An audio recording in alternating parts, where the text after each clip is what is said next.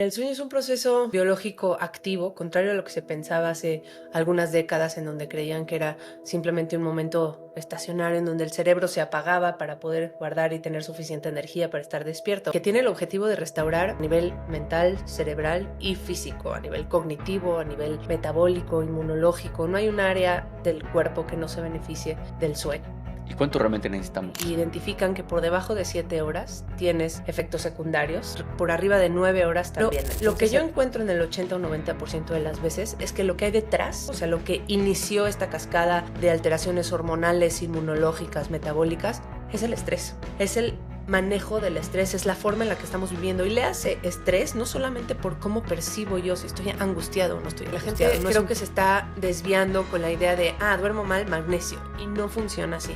Todas las hormonas actúan en el cuerpo como una orquesta, en donde si mueves una vas a alterar a las demás. A veces para bien, a veces para mal, pero las alteras. Y hay ciertos factores que pueden alterar tu sueño REM o no REM. El que más afecta para mi gusto es los cronotipos son los horarios biológicos internos que tenemos cada uno de nosotros y la predisposición que tienes a tener más sueño en ciertos horarios y más energía en otros horarios. Me mueve la facilidad con la que la vida y la fragilidad con la que la vida cambia con respecto a tu sueño y a dormir o no dormir. Cambia tu perspectiva de cómo ves las cosas, de cómo actúas, de cómo te relacionas con otras personas con base a simplemente la noche y cómo dormiste. Hola creadores, bienvenidos a un episodio más del podcast. Para los que no me conocen, mi nombre es Marcelo Segarra y hoy les traemos a la doctora Elisa Sacal. Ella también es conocida como la doctora del sueño y también es autora del libro Desde la raíz, pilares de la medicina integrativa.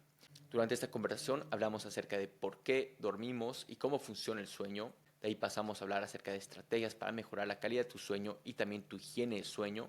Y de ahí hablamos acerca de la verdad de la melatonina, insomnio, ritmo circadiano y también las pastillas del sueño. Y por último finalizamos hablando acerca de las estrategias para conciliar el sueño, como también combatir el insomnio. Realmente es una increíble conversación, así que asegúrese de tomar muchísimas notas, sobre todo porque Elisa nos comparte muchísimas joyas y estrategias técnicas muy prácticas para que podamos aplicarlo hoy mismo y mejorar nuestro sueño. Y si son nuevos acá, no olviden suscribirse a este canal de podcast, a este canal de YouTube, dependiendo dónde lo estén escuchando. Sobre todo porque las siguientes semanas van a estar saliendo increíbles conversaciones que hemos tenido en Ciudad de México y próximamente en Madrid y en Barcelona. Ahora le damos la bienvenida a la doctora Elisa Sacal. Elisa, bienvenida a Creadores. Muchas gracias, gracias por la invitación. ¿Cómo te describirías tú a lo que te dedicas? Me dedico a un tema un poco rezagado en el cual todavía no hay tanta conciencia y mi papel en este mundo del sueño es posicionarlo de vuelta como un pilar fundamental de nuestro bienestar y de la salud y comunicarlo hasta no solo crear conciencia, sino que la gente tome acción con respecto a él. ¿Qué es lo que más te mueve de esto? Me mueve la facilidad con la que la vida y la fragilidad con la que la vida cambia con respecto a tu sueño y a dormir o no dormir. Cómo cambia tu perspectiva de cómo ves las cosas, de cómo actúas, de cómo te relacionas con otras personas con base a simplemente la noche y cómo dormiste. Eso me parece que tiene un impacto muy grande como sociedad. Y esta curiosidad, ¿cómo dormiste anoche? Fíjate que dormí muy bien. En general, tengo buen sueño, aunque muy sensible. Por cualquier cosita puedo llegar a despertarme o llego a tener etapas en donde mi sueño no es tan bueno, pero ahora estoy en una buena etapa y como muy consciente de mis hábitos, me ayuda a construir un buen colchón para cuando no puedo hacer nada y tengo que desvelar. Mira, vamos a arrancar con, primero entendiendo un poco la biología del sueño.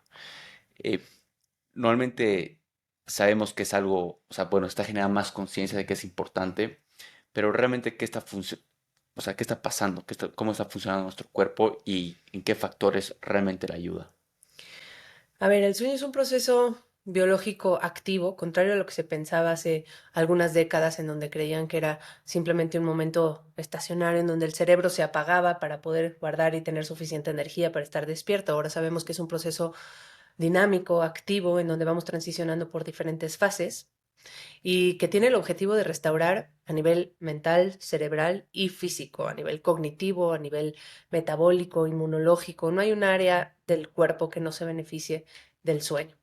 Y por el contrario, el no dormir afecta a cada órgano y a cada sistema, desde la atención, la concentración, la memoria, la parte de la regulación de tu glucosa, la parte de la regulación de tu digestión, de tu microbiota, tu sistema inmune. Lo que me digas va a ser impactado por una buena o una mala noche de sueño.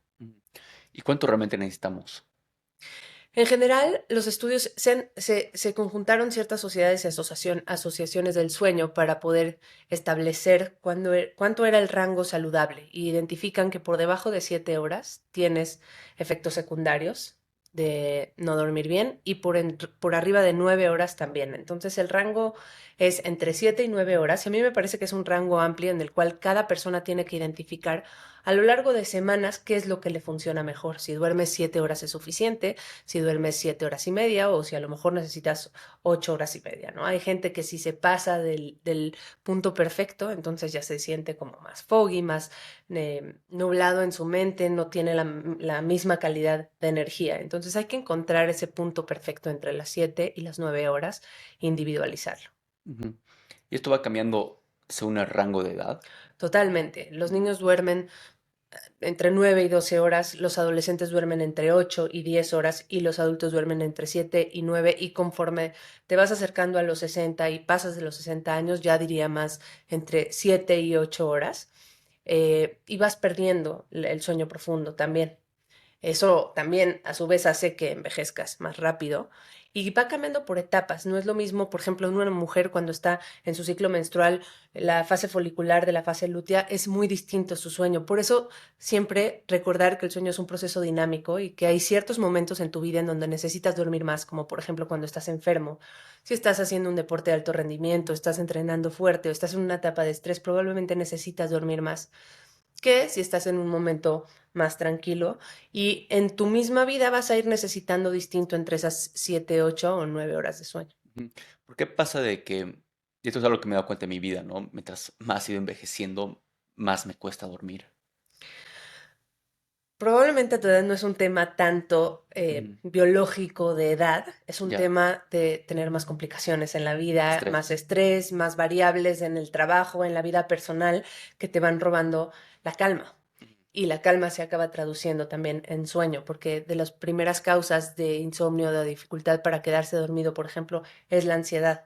Y está más relacionado con el manejo del estrés que con el sueño en sí. Sin embargo, el sueño acaba siendo el que paga los platos rotos y el que en donde se acaba traduciendo esa ansiedad y ese estrés. Y por eso es un sensor que tenemos que escuchar para ver qué tan bien o mal estamos gestionando el estrés durante el día y qué tantas herramientas tenemos para poderlo manejar.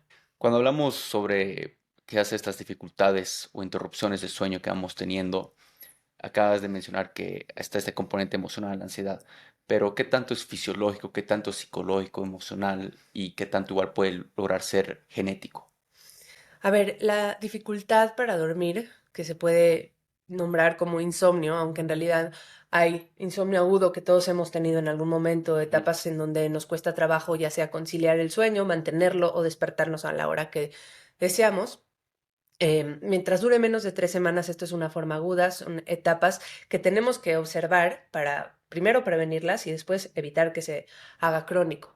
Sin embargo, cuando ya esto rebasa este marco de tiempo, tiene muchas causas, es multifactorial, dentro de las cuales el factor emocional es solo uno de ellos, el factor emocional refiriéndome a la parte del estrés, y el estrés mismo tiene un componente psicológico y un componente también físico. No es solamente una idea de estoy estresado y ya está. Yo puedo medir ese estrés a nivel sanguíneo, en donde puedo hacer pruebas, por ejemplo, en saliva, en sangre, en orina, para saber cómo están los niveles de ciertas hormonas, por ejemplo, el cortisol, en donde se elevan en momentos en donde debieran estar bajos.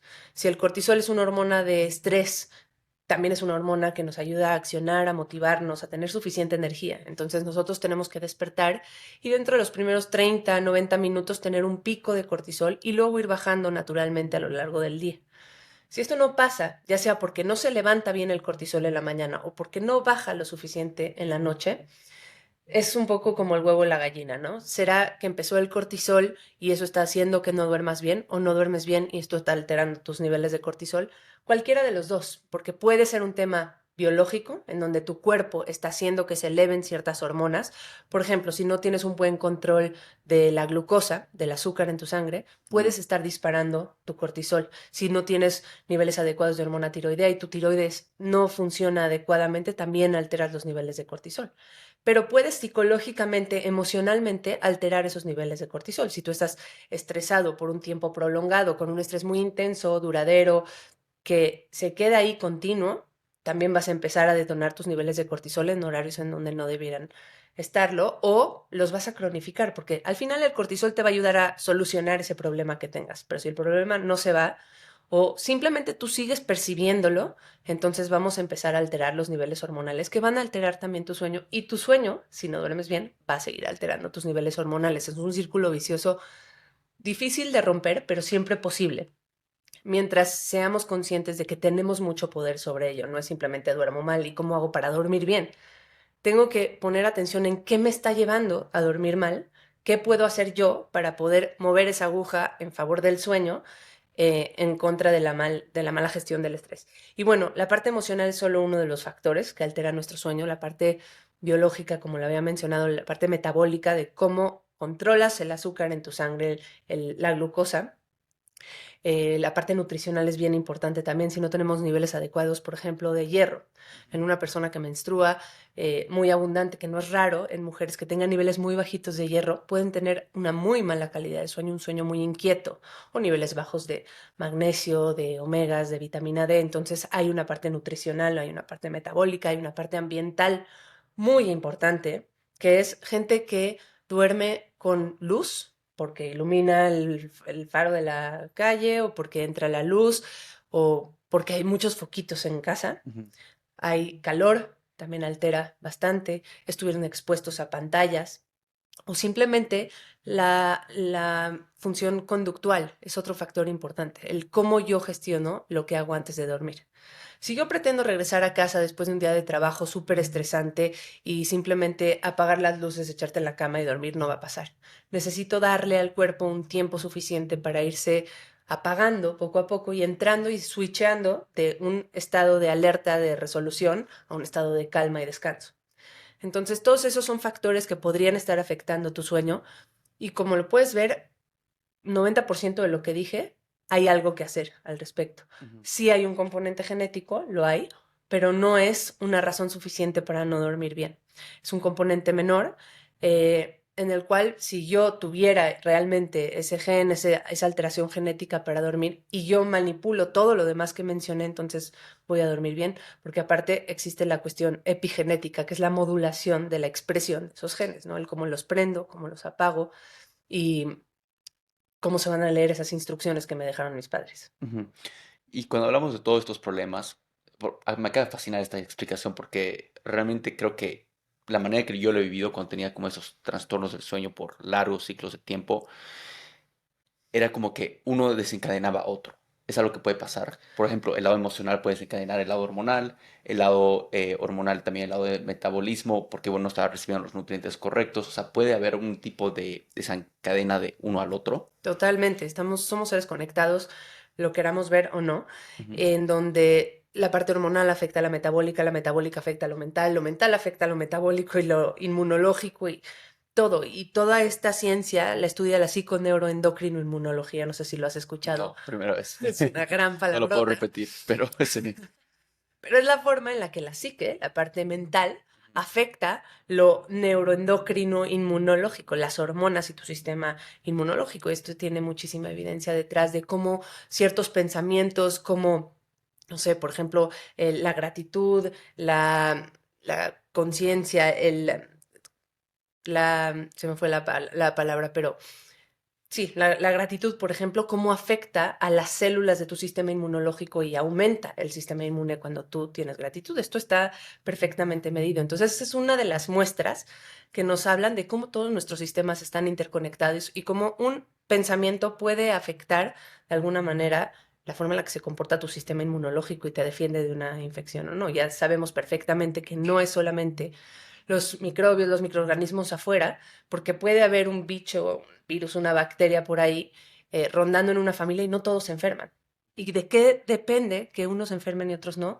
En gran medida de su sistema inmune. ¿Y de qué depende que su sistema inmune esté fuerte? Pues de sus pensamientos en gran medida, de su metabolismo, de su nutrición, de muchísimos factores. No es tan simple como solamente estar susceptible a algo externo. Es mucho más el terreno y nuestro cuerpo y cómo se manipula por lo que comes, por lo que piensas, por lo que Totalmente. bebes. Y las personas que llegan a ti, normalmente, ¿qué porcentaje están viniendo más por un tema hormonal? O sea, ¿qué porcentaje están viniendo por qué tipo de problema? Mira, muchos vienen con temas hormonales, con disfunciones tiroideas, con problemas de hormonas sexuales, estradiol, progesterona súper mal, hombres con la testosterona bajísima. Muchos vienen con problemas de resistencia a la insulina, que es un estado previo a la diabetes propiamente. Yo te diría que un 70% de las personas que ya hoy tienen sobrepeso, obesidad, tienen algo de resistencia a la insulina que los predispone a tener problemas más serios de glucosa como la diabetes. Y todos vienen con estas situaciones hormonales o vienen con problemas digestivos, pero lo que yo encuentro en el 80 o 90% de las veces es que lo que hay detrás de esto, o sea, lo que inició esta cascada de alteraciones hormonales, inmunológicas, metabólicas, es el estrés.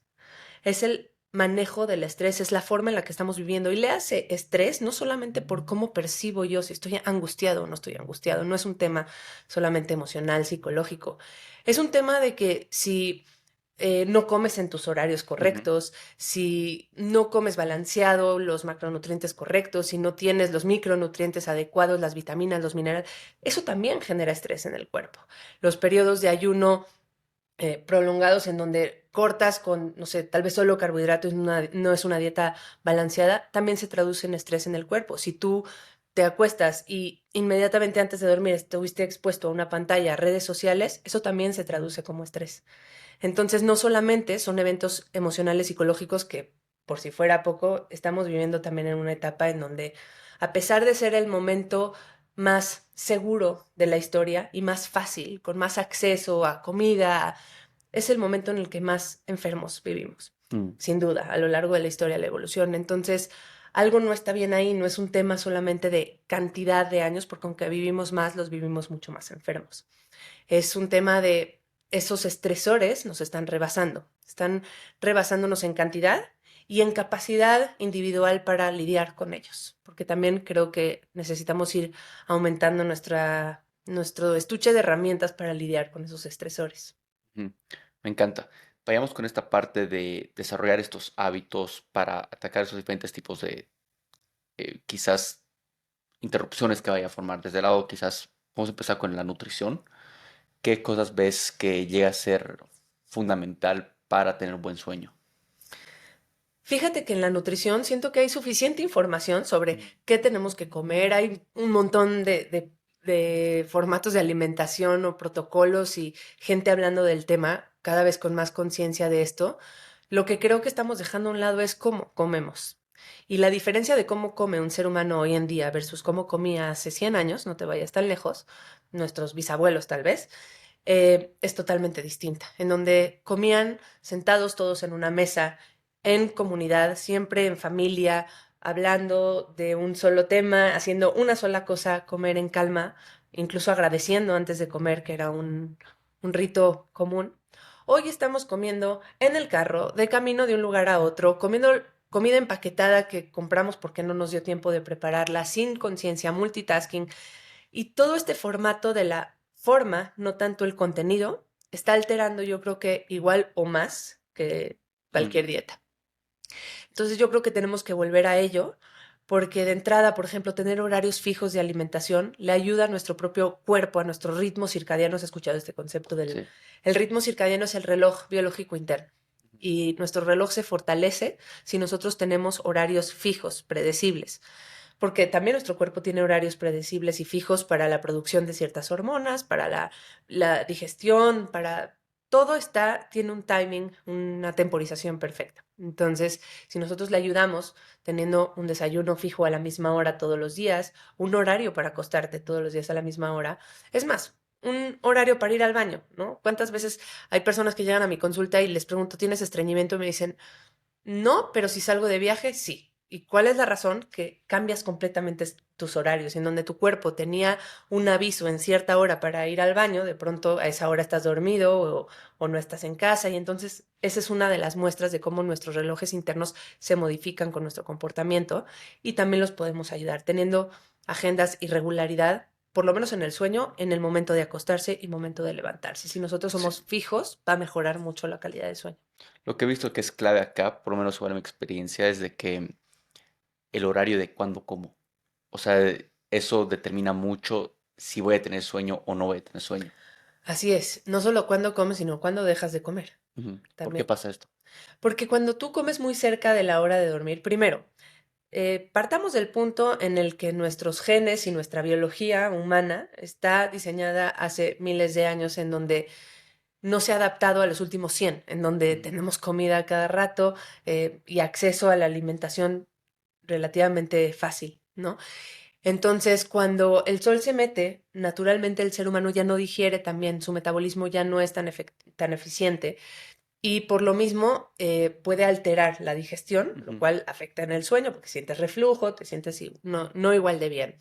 Además de que sube tu insulina, sube tu glucosa, que eso puede alterar o puede alterar también la bajada brusca, O sea, la ¿no? insulina y la glucosa, ¿en qué parte del sueño es donde van a perjudicar en poder conciliarlo? Normalmente nosotros tenemos que tener niveles estables de glucosa, de azúcar en la sangre a lo largo de toda la noche. Ujú. Para esto hay cierto estado natural en el sueño de resistencia a la insulina, porque la melatonina hace algo de resistencia a la insulina, justamente para que tengas suficiente glucosa durante toda la noche para que tu cerebro, tus órganos funcionen bien. Sin embargo, si tú empiezas con una cena muy cargada en carbohidratos, muy pegada a la hora de dormir, desbalanceada en general, entonces vas a subir demasiado esa glucosa, lo cual uno puede subir mucho la temperatura corporal y eso afecta la Mm. calidad de sueño. Y además puede luego tener una caída brusca. Y una hipoglucemia, una baja de glucosa durante la noche, también puede causar despertares. El típico despertar con sudoración, inquietud, palpitaciones, puede ser hipoglucemia. También hay gente, tengo pacientes que de pronto se despiertan a las 2 de la mañana con hambre. Eso es otra señal de baja glucosa o de mala nutrición a lo largo del día, especialmente en la cena, que está alterando tu sueño, que tendríamos que poner atención. Lo ideal sería separar tu cena de la hora de dormir, por lo menos unas 2, 3 horas, diría, para poder tener un ayuno suficiente y que el cuerpo baje su temperatura, baje su metabolismo, su digestión y pueda concentrarse en el proceso del sueño. Buenísimo. En esta parte de, o sea, unos minutos hablabas de minerales y cuando hablas de eso igual se me viene mucho el tema de la suplementación. Sí. O sea, ¿cuáles son realmente necesarios? A ver, este es un tema muy controversial porque la gente creo que se está desviando con la idea de, duermo mal, magnesio, y no funciona así. La suplementación es un apoyo a la alimentación, pero la alimentación es la base. Nosotros tenemos que buscar esos micronutrientes, esos nutrientes en general, vitaminas, minerales, por medio de la alimentación y apoyarnos, porque si bien creo que hay un lugar para la suplementación en la forma en la que nos estamos alimentando, con los estresores que tenemos, sí creo que la suplementación puede apoyar. Ujú. Sin embargo, tenemos que basarnos en, primero, la alimentación, tener suficientes nutrientes equilibrados a lo largo del día para poder tener una buena noche de sueño. Habiendo dicho esto, sí hay ciertos nutrientes que se ven depletados en poblaciones grandes, por ejemplo, la vitamina D, los omega, el magnesio, son nutrientes que están empezando a verse depletados en las poblaciones porque las tierras pues no tienen las mismas cantidades de nutrientes que tenían en los 50. Ya somos mucho más gente, mucho más cultivos, las tierras están mucho más depletadas. Entonces, los suplementos pueden ayudarnos y pueden apoyarnos en ciertas funciones cuando ya estoy cuidando mi alimentación y mis hábitos, dentro de los cuales, pues te digo, los niveles adecuados de vitamina D, siempre monitorearlos con tu profesional de la salud y saber que estás en rangos adecuados, en donde la gente está teniendo rangos muy bajos de vitamina D, en gran medida porque no pasamos tiempo al exterior. No lo hacemos como lo hacíamos antes, ¿no? Y 90% de nuestro tiempo es en una oficina, en un carro, en un lugar cerrado al interior, y esto está alterando los niveles de vitamina D y son sumamente importantes para que nuestro cerebro funcione bien durante el sueño. Entonces, monitorear esos niveles, revisar nuestros niveles de omega 3, revisar nuestros niveles de hierro, como lo habíamos mencionado, que no esté baja los almacenes de hierro, la ferritina y demás, porque pueden alterar, y niveles de magnesio. El magnesio también es un mineral fundamental para poder ciclar adecuadamente en el sueño, para relajar los músculos, los vasos sanguíneos, para nuestro corazón, para el sistema neurológico, para todo. Entonces, yo siempre diría, busquemos que nuestra alimentación sea suficiente en esos nutrientes y apoyémonos si creemos que es necesario con un profesional de la salud a nuestro lado. Ujú. Para ir cerrando esta parte de suplementos, me he topado con algunos que uno llega a ser aminoácidos esenciales y dos llega a ser GABA. ¿Has escuchado sobre esos? Sí, GABA en realidad es un neurotransmisor inhibitorio que Ujú. nosotros producimos en nuestro cuerpo, en nuestro cerebro, y es fundamental para poder dormir bien.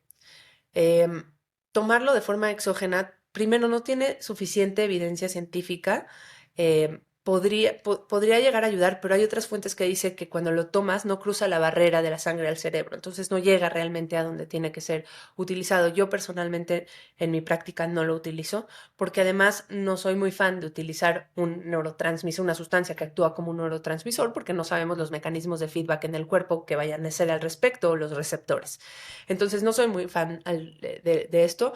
Los Ujú. aminoácidos esenciales no tienen una función específica con el sueño, pero es fundamental tener suficiente proteína y aminoácidos en el cuerpo, en la cena específicamente, junto con carbohidratos. Por cierto, o sea, nunca me van a escuchar decir que alguno de los grupos de los alimentos, que alguno de los macros, como los carbos, las grasas o las proteínas, son malos. Para nada, al revés, siempre tiene que estar bien balanceados en una cena porque uno de los aminoácidos esenciales que necesitamos para nuestro cerebro, para que durmamos bien, para poder producir melatonina, es el triptófano. Pero el triptófano solo llega a tu cerebro si has comido carbohidrato. Una cena que no tiene carbohidratos, que no liberas insulina, es muy difícil que permita el transporte del aminoácido triptófano al cerebro para poder tener disponibilidad para hacer las hormonas del sueño. Entonces, y la grasa es lo que va a sostener tu glucosa a lo largo de la noche para que no tengas picos y valles. Así que, otra vez, la cena es importante, no tiene que ser abundante en cantidad. De hecho, sabemos por ciertos principios de la crononutrición que es mejor desayuno bien, o sea, dicen desayunar como rey, comer como Ujú. príncipe, cenar como peón. Y ya para la cena, a lo mejor un poco más, no tenemos la misma cantidad de hambre, sobre todo si les estoy proponiendo que cenen temprano, ¿no? Claro. Y no esperarte a que mueras de hambre a las 10 de la noche, sino cenar mucho más tranquilo alrededor de las 7, se va a metabolizar mejor, te vas a sentir mejor y además vas a sostener los niveles de glucosa, además de que vas a tener un descanso digestivo de por lo menos 12 horas, que ya ni me gusta llamarle ayuno porque tiene como esta connotación restrictiva, negativa, cuando estoy hablando de un descanso de 12 horas en donde el cuerpo naturalmente va a hacer mantenimiento y limpieza y necesita estar vacío el sistema digestivo.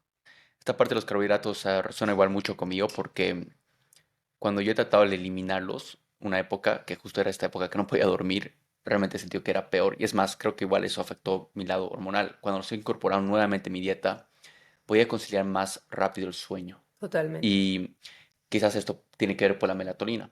Ahora, hablando de la melatonina, muchas personas se suplementan, autosuplementan directamente la Mm. melatonina cuando no pueden dormir, no lo pueden conciliar, o sea, lo ven como algo muy ligero. ¿Es algo ligero o es algo no tan ligero? Hay que situarlo donde es. La melatonina es una hormona, no es un suplemento nutricional, y al ser una hormona puede interactuar con las hormonas en el cuerpo, interactúa. Todas las hormonas actúan en el cuerpo como una orquesta, en donde si mueves una vas a alterar a las demás. A veces para bien, a veces para mal, pero las alteras. Entonces el hecho de tomar algo exógeno, algo externo y modificar los niveles en el cuerpo, no soy muy fan, no sería mi primera alternativa. Te puedo decir que un buen porcentaje de la gente que llega a mi consulta tomando melatonina ni siquiera es la solución porque es un cronobiótico, es como si fuera un sincronizador de tu sueño, no es un hipnótico, no es un sedante, no es un somnífero, tal cual. Lo cual quiere decir que no va a inducir ni a mantener, no va a mantener el sueño, puede que te ayude a inducirlo, pero no va a tener mucho sentido si tu reloj interno está bien sincronizado y tienes horarios regulares y demás. Entonces yo no me iría como primera alternativa por la melatonina. No creo que a nivel general es algo que tenemos que recomendar. Creo que tenemos que ser cuidadosos con el tema porque falta todavía más información sobre cómo interactúa con las hormonas sexuales, con la tiroides, con los propios niveles de melatonina y con sus receptores, ¿no? Porque cada hormona en el cuerpo tiene receptores y si tú la estás dando de forma exógena, modificas la cantidad de esos receptores. Entonces, en resumen, hay un lugar para la melatonina y se llama jet lag, que es cuando viajamos a diferentes zonas horarias en donde el cuerpo, otra vez, ¿cuántos años llevamos como humanidad pudiendo viajar en 8 horas al otro lado del mundo, ¿no? 8 o Claro. 10 horas. Eso es bastante nuevo, es un padecimiento de nuestros días en donde el cuerpo pues se tarda un tiempo, más o menos se tarda 1 a 2 días por cada diferencia por cada hora en adaptarse al horario local, tu reloj interno con el horario local. Entonces, ese desfase sí se puede beneficiar de la melatonina porque al ser un cronobiótico vuelve a darle como ese marcapasos, esa indicación, esa señal al cerebro de que es el momento de dormir. Entonces, en esa situación, en adultos arriba de 60 años hay ciertos momentos en donde sí sospechamos que su melatonina está muy bajita, en padecimientos como trastorno del espectro autista, ciertos padecimientos neurológicos, población general sería más cuidadosa con el tema. Hablemos sobre estimulantes, ya que estamos igual hablando sobre ese tipo de suplementos y nutrición. Los estimulantes comunes o más consumidos, ya sea la cafeína, la nicotina. Ujú. ¿Cómo afectan el sueño? Es algo que igual, digamos, si alguien llega a ti que tiene problemas para dormir, ¿lo eliminas completamente? Si ya tiene problemas para dormir, sí, sí es de los primeros sospechosos. No creo que son los causantes. Hay factores que predisponen a dormir mal, hay factores que precipitan la situación y hay factores que nada más lo postergan o lo mantienen, lo perpetúan de Ujú. alguna forma. Entonces, la cafeína puede ser un perpetuador en donde hay un problema ya, no me está ayudando. Aunque siempre pienso que es un tema multifactorial el asunto de no dormir bien, en donde puede ser el estrés, puede ser la nutrición, el ambiente, la suma de todos esos factores dan ese resultado. Sin embargo, la cafeína sí es un factor totalmente controlable por nosotros, ¿no? Es algo que sí puedo modificar. Si bien a lo mejor no puedo quitar de la noche a la mañana el estresor que estoy teniendo, la cafeína sí podría hacerlo. Entonces, en una persona que ya está teniendo problemas de sueño, sí debo de quitar la cafeína, hacer una desintoxicación gradual, porque quitarla de golpe puede ser problemático, y ver cómo funciona el cuerpo sin ella y tratar de ir resolviendo los otros factores. Conocer el ritmo de una persona sin un estimulante como la cafeína es importante, considerando que cuando ya vives con estrés crónico, ya tienes ciertos niveles de cortisol que estábamos mencionando elevados. Y el cortisol también es una hormona estimulante. Entonces, si le sumas una sustancia estimulante, pues complicas el problema. Ujú. Entonces, con la cafeína depende mucho cómo es nuestro metabolismo. Esto quiere decir qué tan rápido o lento la eliminamos y esto está determinado genéticamente por ciertas enzimas que tenemos en nuestro hígado, Ujú. que así lo heredamos de nuestros padres y yo, por ejemplo, soy súper lenta para metabolizar la cafeína. Quiere decir que cuando la tomo se queda mucho más tiempo en mi organismo y además me ocasiona ciertos efectos negativos. Hay las personas que nos estén escuchando seguramente se van a identificar como yo soy esa persona que se toma café y empiezo con palpitaciones, con ansiedad, con inquietud, o no, yo soy esa persona que se toma un café y se puede dormir en media hora sin ningún problema. Ahí están los metabolizadores rápidos o los metabolizadores lentos. Pero seas uno o seas el otro, la cafeína tiene un tiempo de eliminación en tu cuerpo de más o menos 6, 8 horas según tu metabolismo, que tan lento o rápido sea. Y esa eliminación es solamente al 50%, por eso se llama vida media. Quiere decir que si tú te tomas un café a las 12 del día, para las 6 de la tarde tendrás por ahí del 50% de tu concentración. Entonces, eso quiere decir que a las 6 de la tarde sigues teniendo media taza o media cantidad de la cafeína que tomaste en esa taza a las 6 de la tarde. Y en 6 horas vuelves a tener la mitad de esa mitad, o sea, el 25%. Wow. Ajá, entonces tarda un rato en eliminarse.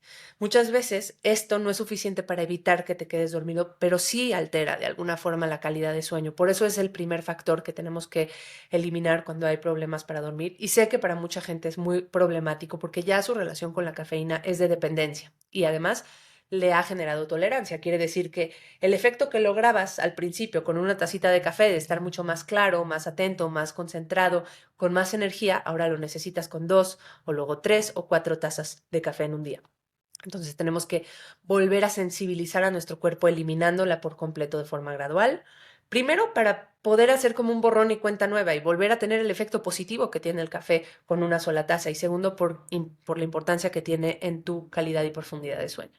Sí, o sea, es totalmente falso que las personas que sienten que no hace ningún efecto en ellos y que pueden conciliar el sueño a pesar de tomar café, no les rompe esta arquitectura.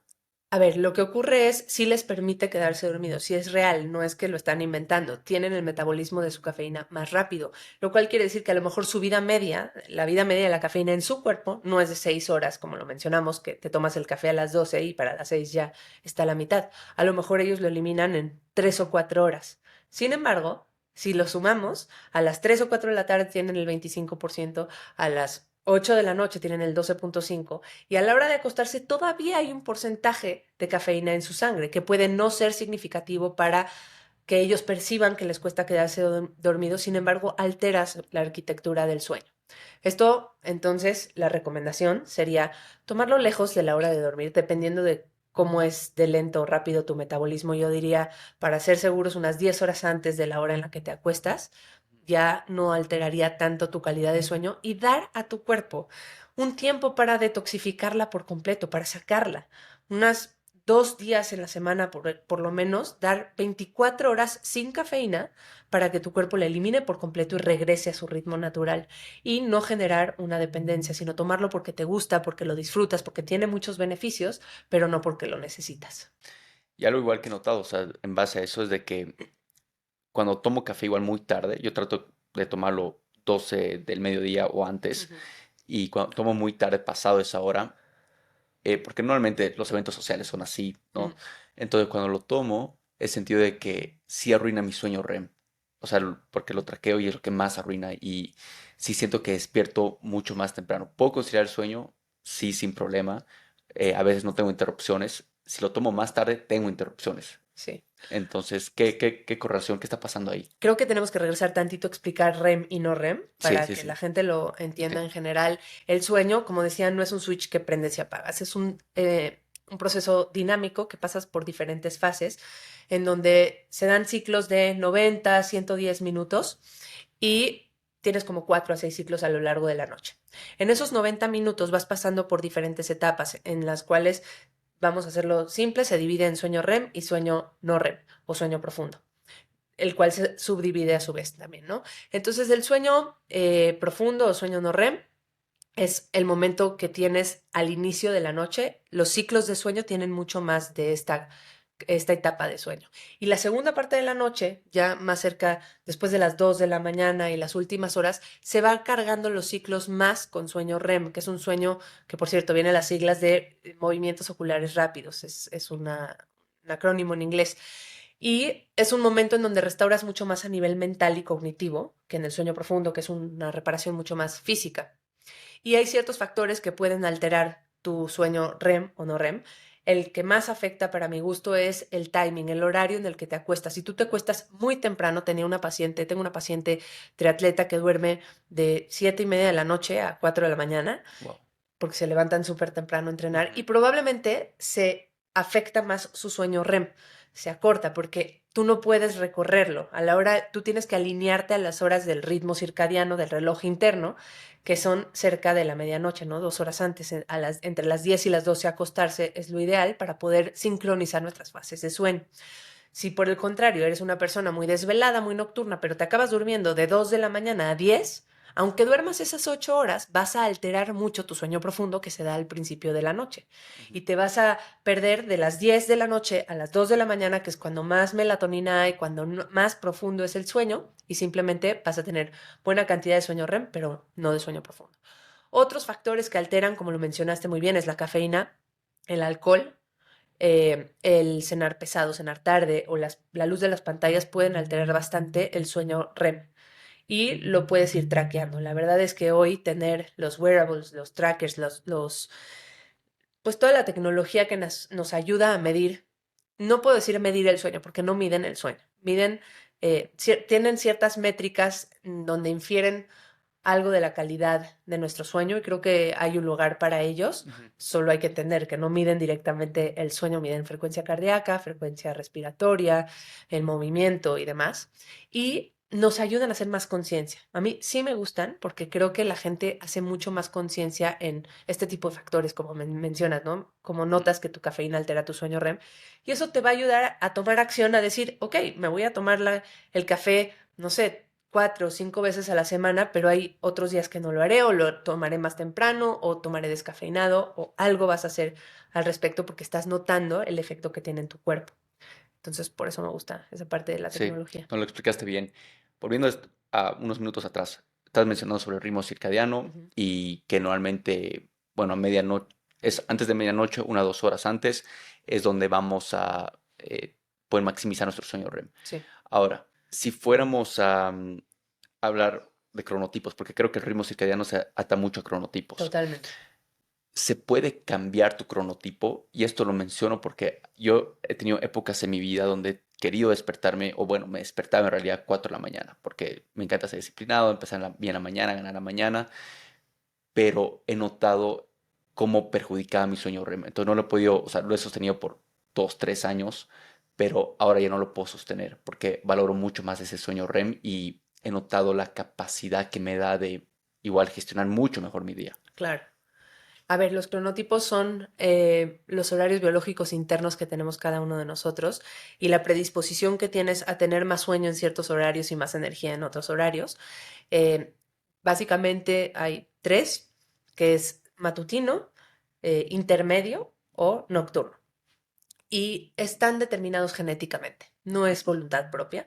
Hay cierto ajuste que podemos hacer de forma voluntaria, sin embargo, esto está predispuesto y hay familias en donde son súper matutinos, todo mundo que siempre se han despertado a las 5 de la mañana y perfectos, hay matutinos extremos, 4 o 5 de la mañana, pero forzarte a hacer un cronotipo que no eres naturalmente va a alterar tu calidad de sueño. Por ejemplo, si eres nocturno y naturalmente tu cuerpo, si te fueras a una isla de vacaciones y no hay nada que hacer, ahí es donde sabrías. Y ya dormiste lo suficiente, porque si estás deprivado de sueño, pues entonces no vas a saber tu cronotipo real. Pero si tienes una buena calidad de sueño y duermes lo suficiente, vas a saber cuál es tu predisposición natural, ¿no? Si tú me contestaras, si yo estuviera en una isla por un mes sin nada que hacer, aburrido y con toda la posibilidad de dormir sin pantalla, sin luz externa, dormiría y ahí está la respuesta. Si tu respuesta es, me dormiría a las 9 o 10 de la noche y despertaría alrededor de las 5 de la mañana, eres realmente matutino. Y entonces puede ser del club de las 5 de la mañana.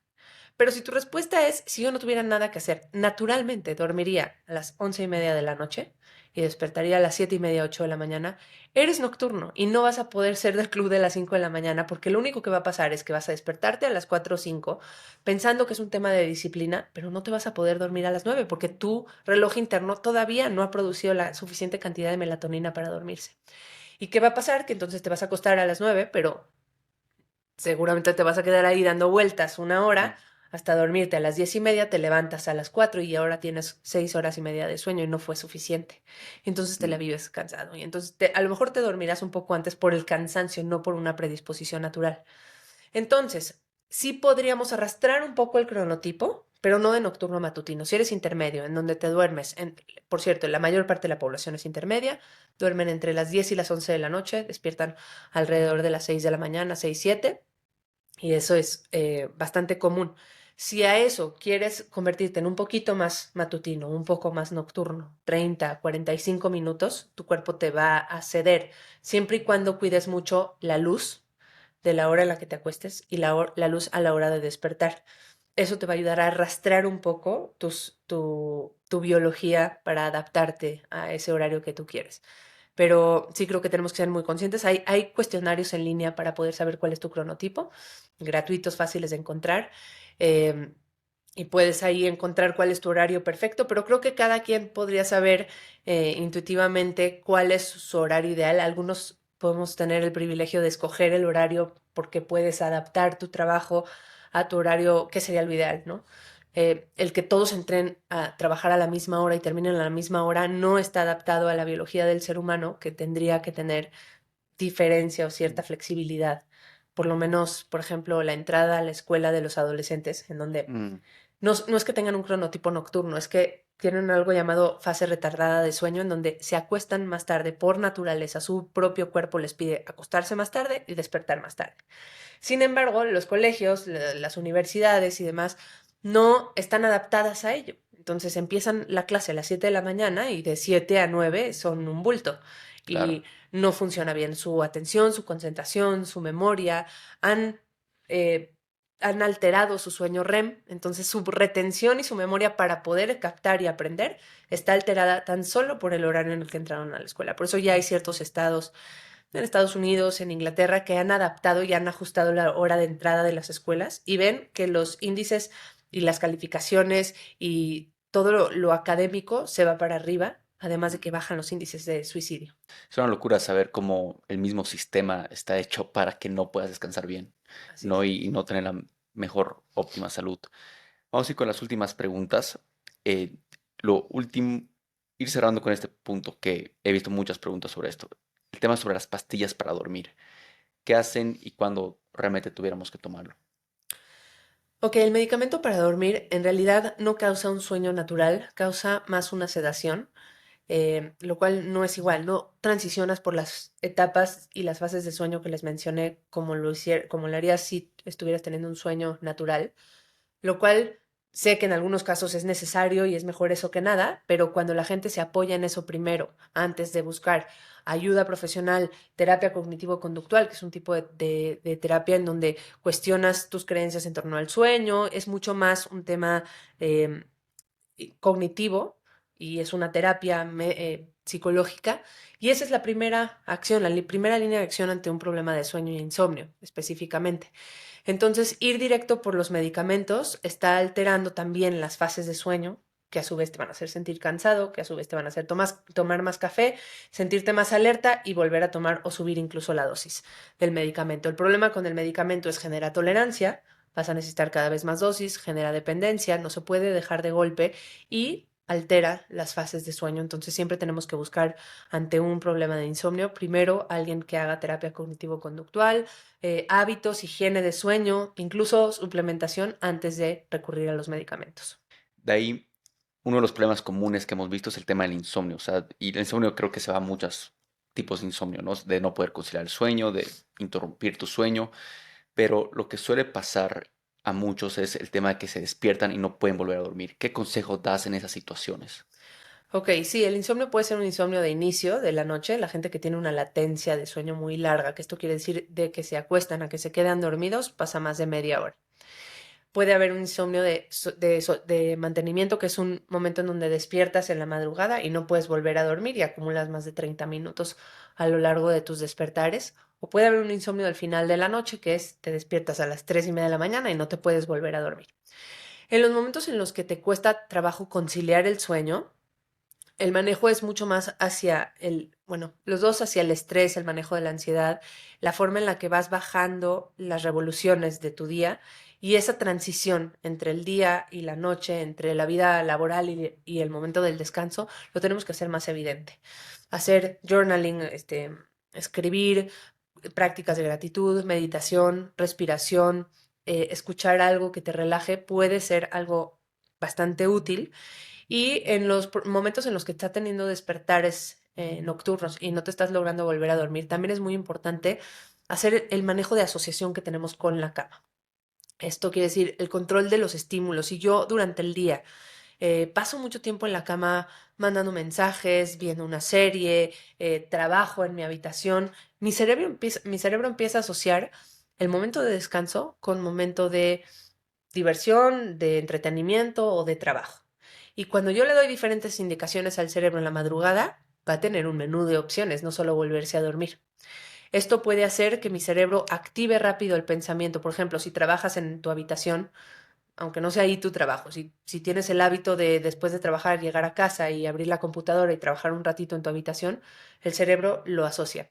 Y en la madrugada podrías con tan solo voltear a ver la computadora o el espacio donde has trabajado, se prende el pensamiento, se prende el estado de alerta y entonces el diálogo mental no para. Por lo cual, la indicación es asocia tu cuarto y tu cama solamente con situación de descanso. No pases tiempo ahí trabajando o por lo menos separa visualmente el área si no tienes otro espacio para trabajar y elimina cualquier objeto estimulante, ya sea de trabajo personal o de diversión, de tu habitación y déjala únicamente para el descanso. Si ya si estás teniendo ya despertares en la madrugada y no estás pudiendo volverte a dormir en más de 20, 30 minutos, lo ideal sería levantarse, no quedarse en la cama esperando porque el cerebro sigue asociando que no te estás pudiendo dormir y entonces viene la ansiedad de mañana tengo un día muy pesado, no estoy pudiendo descansar y ese diálogo, ¿no? Ujú. Entonces lo mejor sería levantarse, irse a otro espacio, al estudio, con alguna lectura, luz bajita, luz roja, luz cálida, y hacer alguna actividad, escribir, leer, tejer, lo que sea, que te relaje y que calme a la mente para volverte a sentir somnoliento y regresar a la habitación. De esta manera, el cerebro vuelve a hacer la asociación de este espacio solo es para dormir, de tal manera que si estoy despierto, no estoy aquí. Y esto puede ayudar a ir quitando esa asociación, quitar el reloj el saber la hora no tiene sentido porque entonces vuelve como la parte de alerta, el no prender nada de luces, tratar de evitar ir al baño si es algo que estoy buscando, ¿no? Porque mucha gente se levanta y dice, ya que estoy despierto, voy al baño, hago pipí y entonces ya no me despierto 2 o 3 horas después, pero estás entrenando al cerebro a ir al baño a esa hora. Entonces, si no es urgente, es mejor evitar tocar el baño a esa hora para poder evitar este despertar y eliminarlo pronto. O sea, realmente es un entrenamiento cerebral. Así es. ¿Y qué pasa cuando vas por un periodo largo? Por ejemplo, una semana entera, y esto me pasó hace un par de meses atrás, donde estaba sí, un periodo de estrés, lo he reconocido de estrés, quizás más ansioso de lo normal, y por una semana entera no podía conciliar el sueño. No solamente conciliar, o sea, sé que estaba demasiado cansado, pero siempre me despertaba a la misma hora y no encontraba la manera de regularlo. Tenía todos mis hábitos, todo andando bien como siempre, pero simplemente estaba pasando esto. ¿Qué puedes hacer en ese tipo de situaciones? A dirigirte al estrés. No es dirigirse al sueño, es dirigirse a lo indirecto que está haciendo que despiertes. Entonces, a pesar de que los hábitos son la primera instancia, lo primero que yo haría es horarios, tratar de cenar temprano, toda esa parte, creo que ya dirigirte al estrés con alguna técnica, ya sea de terapia específica, cualquier estrategia que active a tu nervio vago. El nervio vago es el encargado de activar el sistema parasimpático, que es el contrarregulador del estrés. Y hay muchas formas de interceder y de hackear esto y de llegar al nervio vago. Por ejemplo, la vibración de la garganta, en donde cantar, tararear o simplemente hacer gárgaras antes de dormir podría estimular la garganta como para poder activar al nervio vago. Y yo creo que es la suma de muchas cosas, ¿eh? Porque una Ujú. sola no creo que van a ser Sí, suficientes, pero entre la terapia emocional más earthing o grounding, no sé si has escuchado el concepto, que es este momento en donde estamos en contacto con la naturaleza. La misma naturaleza también tiene la capacidad de regularnos y de activar nuestro sistema parasimpático, darse un masaje, tener una cena entre amigos o una comida entre amigos en donde puedas activar otras áreas del cerebro que el estado de alerta, porque eso es lo que realmente tenemos que hacer. Si controlamos el sistema alerta calma, entonces el sueño se va a ver beneficiado, como lo decíamos en un principio, va a ser el efecto secundario de una buena gestión del estrés. Las respiraciones también son una estrategia súper útil, en donde la exhalación tiene que ser más larga que la inhalación y la meditación. Y como he dicho, ahora por lo menos 3 o 4 de estas yo seleccionaría y sumaría hasta ujú, que sean lo suficientemente intensas como para permitirte dormir. Sumado a eso, podrías integrar algún suplemento. sí, perfecto. Y lo último, o sea, normalmente el sueño, una buena noche, empieza desde la mañana y muchos te dicen que veas el sol, o sea, que va regulando mucho tu sistema. ¿Qué es lo que sucede acá? ¿Por qué es tan importante? ¿Y qué otros hábitos clave agregarías acá en la mañana? La luz es de los factores más importantes que predisponen el cómo vas a dormir. La exposición a la luz en la mañana es algo que hemos perdido, en donde el ser humano a lo largo de su historia se salía de una cueva y de pronto se exponía a la luz solar natural. Hoy podemos despertarnos antes del amanecer, entrar al carro, llegar a la oficina y nunca haber visto la luz del sol en la mañana o no haberla visto el suficiente tiempo o a la hora correcta. Y resulta que es uno de nuestros sincronizadores más importantes para nuestro ritmo circadiano y nuestro reloj interno, que además la exposición correcta a la luz solar va a aumentar los niveles de serotonina, que es un neurotransmisor que te hace sentir feliz y del cual se va a producir tu melatonina en la noche. Entonces, sí, es verdad, el dormir bien, una buena noche depende de lo que has hecho a lo largo del día y de la exposición que tuviste la primera hora después de haber despertado. El exponerte por lo menos 10 minutos a la luz natural al exterior, porque aparte las ventanas tienen la capacidad de ir filtrando esa luz, va a permitir a todo tu cascada hormonal liberarse correctamente, subir el cortisol, subir la serotonina para poder producir las hormonas necesarias para dormir bien. Elisa, esto ha sido una masterclass, así que te quedo Gracias. súper agradecido. Yo voy a ser súper respetuoso con tu tiempo. Y lo último, ¿dónde pueden saber más acerca de ti? Muchas gracias, gracias por la invitación. Me encantan estos espacios para poder compartir este tema y comparto mucho más, además del sueño, todo el tema de medicina integrativa y de hábitos. Uno en mi libro que acabo de publicar hace un mes, que se llama Desde la Raíz, que tienen disponible como ebook o audiolibro en cualquier plataforma y de forma física en México. Y hay un capítulo específicamente de descanso y sueño. Y en mis redes sociales como @DRA de doctora, .Elisa Sacal. Buenísimo. Lo vamos a poner ahí en las notas del episodio. Te quedo muy agradecido. Muchas gracias.